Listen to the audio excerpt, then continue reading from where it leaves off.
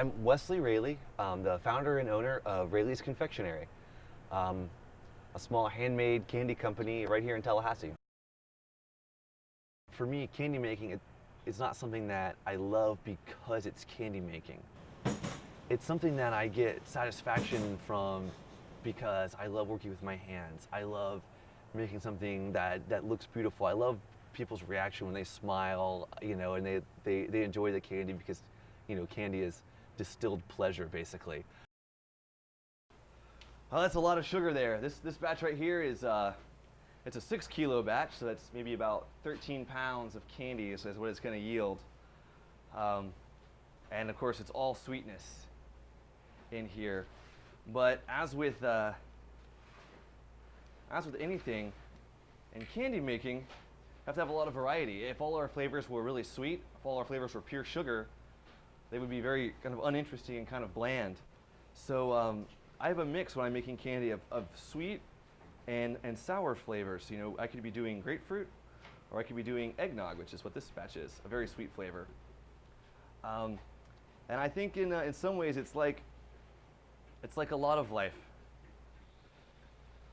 When you grab a candy from the bag of mixed pieces, you never know if it's going to be sweet or sour, but you know it's going to be good, and you know it's going to be interesting, and it's going to give you some kind of experience.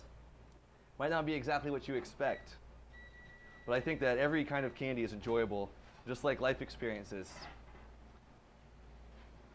sweet or sour.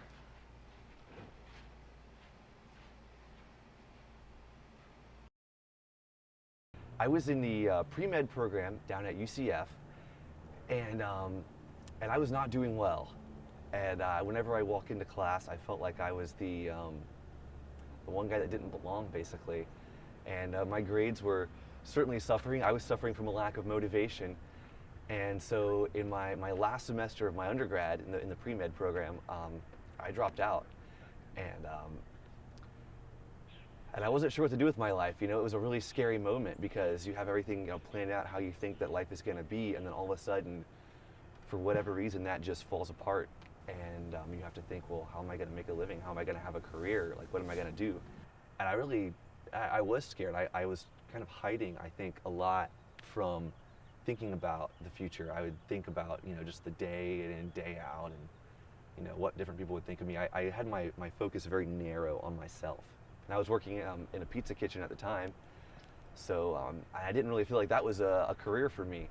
Because you envision like all these different futures for yourself as a young person when you're like 19 and 20, which is how old I was.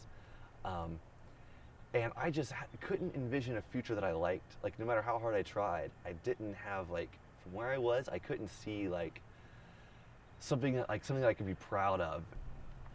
Also, depression sucks. I was just depressed, and depression is not cool or fun.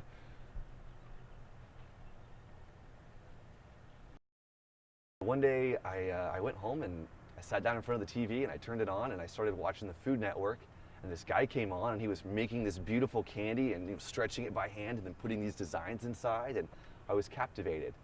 And I thought, I could do that. I saw myself on that TV screen, like actually making the candy. And so I was able to get in touch with the guy that I saw on television making the candy, and I was taking a little road trip on my motorcycle, and so on the way back I swung by Lake Mary, Florida, and somehow talked him into giving me a job. And so they took me on as an apprentice, and I worked with them for the next 3 years until I ended up becoming the kitchen manager there, and ended up managing the production for that company. And that was kind of when I realized that candy making was going to be a major part of my life and probably something I would do for quite a long time. I started Rayleigh's Confectionery 3 years ago. I was working another job. We hadn't told anybody we were doing it. It was a big secret that I was going to go and start this candy company. And it was, but we had been, I've made a bunch of spreadsheets. I tried to figure out, is this profitable? Can we do it? And then we decided it was. And so it was the first night that my wife and I had decided that this was go. We had to do this.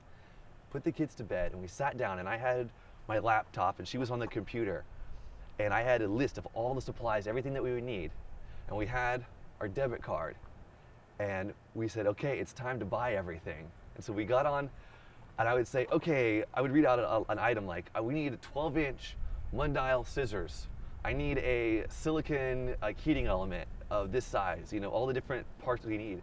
And we would say, go, and we would each, both on our computers, try to find the cheapest one on the internet in like 5 minutes, so that whoever found the cheap one first would like click buy, and then we just went through and like bought all the supplies. And it was like one of the most exciting things ever, because like we felt like it was some sort of like special secret, like nobody knew, and like yet we were gonna have to reveal this to the world like the next day. And so the next day I went in and told my boss like, hey, I'm quitting and I'm going into business. And that was like, it was a really joyful moment, because your imagination just runs wild with the possibilities. And when we started, I didn't even have a printer to print stickers or anything off of. So I needed some packaging for the candy, and so I took some typewriter keys that said RALEYS, and I taped them around one of my wife's shampoo bottles to make like a little arch, and then I dipped that on an ink pad and used that to stamp each bag of candy. And if you notice, the Raley's, it's not there's no apostrophe. It's not like RALEY apostrophe S. It's RALEY star S. And that's because in the set of typewriter keys I had, I did not have a apostrophe, but I did have a star. So I used the star in place of the apostrophe. And so that's why there's a star in the logo. And then once we got up and going and were able to get a printer and get a graphic designer, and I had the graphic designer use that original stamp logo that we made as the inspiration for the Raley's arch that we use on all of our packaging now.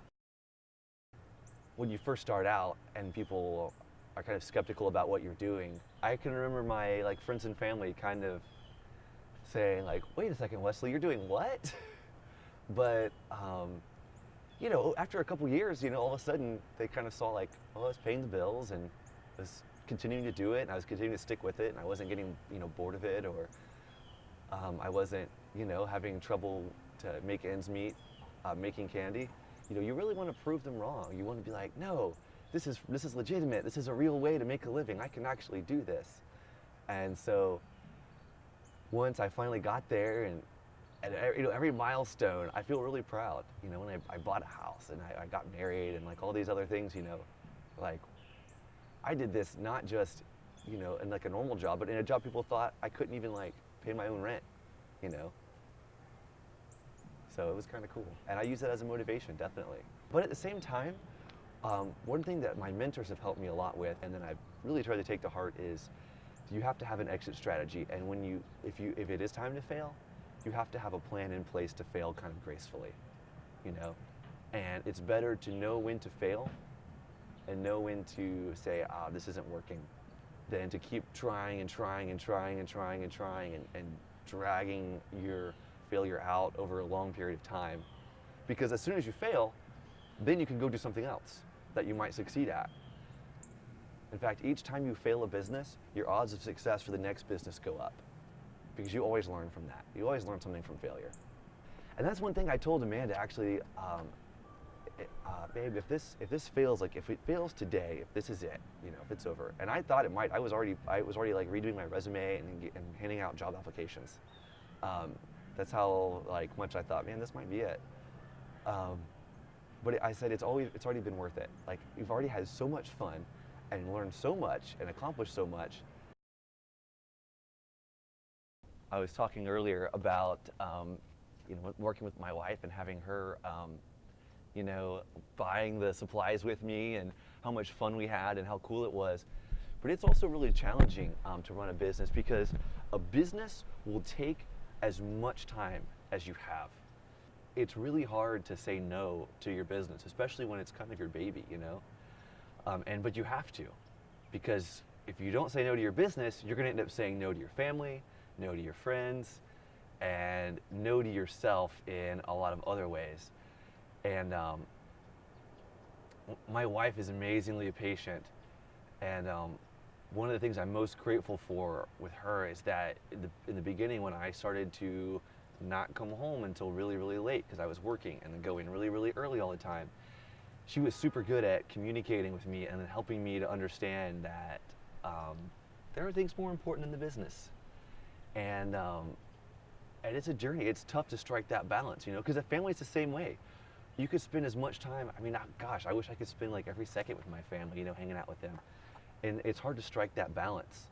And it's always a challenge. I'm always having to like talk to luckily my wife will tell me like, hey babe, you need to be home once in a while, you know, and she'll kind of help me with that. And I told her, I said, Amanda, you gotta let me know because I will get so focused in this that I will forget the broader picture.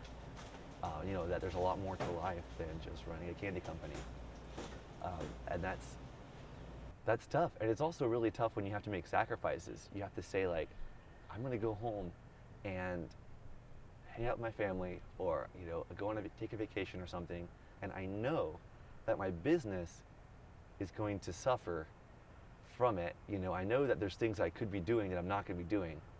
You know, I know that I'm gonna have to leave my crew in charge, but you have to do that. You have to let it go sometimes. The envision is that Rayleigh's Confectionery can make candy and run and make sales and do everything it does without me being there.